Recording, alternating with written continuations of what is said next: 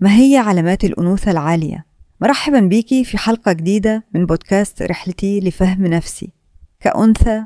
النهاردة هنتكلم عن موضوع مهم، يمكن كتير من البنات والستات بيتساءلوا عنه، ويمكن في نفس الوقت بيشعروا بالحيرة لما بيسمعوا تعريفات كتير متضاربة ليه. النهاردة هنتكلم عن الأنوثة العالية. يعني إيه أصلا أنوثة عالية؟ وهل في علامات حقيقية بتدل على إن الست دي أنثى بمعنى الكلمة؟ ولا ده مجرد كلام بيتقال علشان نبيع منتجات أو نروج لمعايير سطحية؟ خليني أبدأ معاكي بحاجة مهمة جدا. الأنوثة العالية مش معناها التصنع، ومش معناها كمان اللبس المكشوف أو المبالغة في المكياج، أو إنك تضحكي ضحكة مصطنعة علشان تبيني كيوت. الأنوثة الحقيقية مش تمثيل. الأنوثة الحقيقية طاقة جواكي بتطلع من غير مجهود، من غير تكلف، ومن غير ما تجهدي نفسك علشان تخلقيها. طيب تعالي نسأل السؤال من الزاوية التانية. إزاي أقدر أعرف إني أنثى في طاقتي العالية؟ إيه العلامات اللي ممكن تساعدني ألاحظ ده في نفسي؟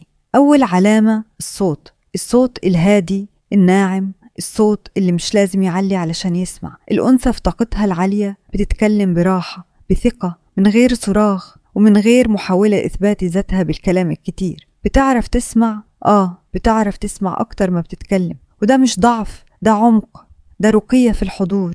تاني علامة نظرات الست شديدة الأنوثة مش فيها تحدي، مش فيها مقارنة، مش فيها صراع على مين الأقوى. نظرتها فيها احتواء، فيها دفء. النظرة اللي تحسي معاها بالأمان مش بالضغط. نظرتها تقول أنا موجودة وأنا متصالحة مع نفسي. ثالث علامة الجسد. جسمها فيه مرونة، فيه راحة، ما فيهوش توتر ولا تحفز مستمر. مش ماشية وكأنها في حرب، مش وقفتها كلها دفاع وهجوم. حركتها فيها نعومة، فيها تدفق، وهي مش محتاجة تثبت إن عندها سيطرة، لأنها أصلا عندها سلام داخلي. رابع علامة حب الذات. الست اللي عندها أنوثة عالية بتحب تهتم بنفسها، مش من باب الواجب ولا من باب الخوف من آراء الناس، لكن لأنها بتحب نفسها. بتستمتع بالاهتمام ده، وبتسمح لنفسها تستقبل من غير ذنب، تدلل نفسها من غير ما تحس إنها أنانية. خامس علامة الرقة اللي ليها حدود.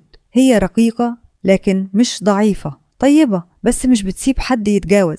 قلبها مفتوح لكن عندها حدود واضحة. بتقول لأ من غير ما تعتذر، وبتحمي طاقتها من غير ما تكون عدوانية. وده قمة الأنوثة، إنك تكوني لينة من جو لكن قوية في حدودك. وفي علامة السادسة مهمة جدا، الحضور. الست اللي أنوثتها عالية أول ما تدخل مكان ما بتتكلمش بصوت عالي، ما بتضحكش ضحكة تجذب الانتباه بالقوة، لكن بتحس بيها، تحس بالراحة، تحس إن في طاقة هدوء دخلت، كأنها خفضت توتر المكان كله من غير ولا كلمة. دي الست اللي طاقتها بتطبطب من غير ما تلمس، اللي حضورها يريح مش يقلق، اللي وجودها بيخلي الناس تطلع أحسن ما فيهم مش أسوأ ما فيهم.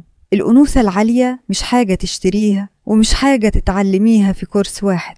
هي حالة داخلية، رحلة بتبدأ من جواكي، من تصالحك مع نفسك، من محبة حقيقية، ومن إدراك عميق لقيمتك كأنثى، بعيد عن الشكل وبعيد عن نظرة المجتمع. لو لسه سمعت البودكاست لحد دلوقتي، فأنا عارفة إن جواكي شغف تكتشفي نفسك وتعيشي أنوثتك بحب مش بخوف.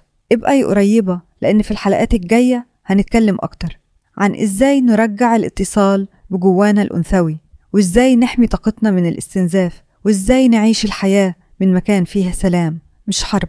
شكرا لقلبك، وشكرا لوقتك، وشكرا لأنك اخترتي تسمعي مش بس تتكلمي. لو حسيتي إن الحلقة دي لمست حاجة جواكي، أو فتحتلك باب جديد لفهم نفسك أكتر، شاركيها مع أي بنت بتحبيها وحاسة إنها محتاجة تسمع الكلام ده. وبعتلنا رأيك أو تجربتك على السوشيال ميديا، وقولي لنا إيه أكتر علامة من علامات الأنوثة العالية حسيتي إنها موجودة جواكي، وإيه علامة نفسك تشتغلي عليها الفترة الجاية. تابعينا علشان كل أسبوع بيكون في حلقة جديدة بتقربنا خطوة من نفسنا ومن أنوثتنا. شوفك الحلقة الجاية، وخلي دايما صوتك الداخلي أعلى من أي صوت خارجي.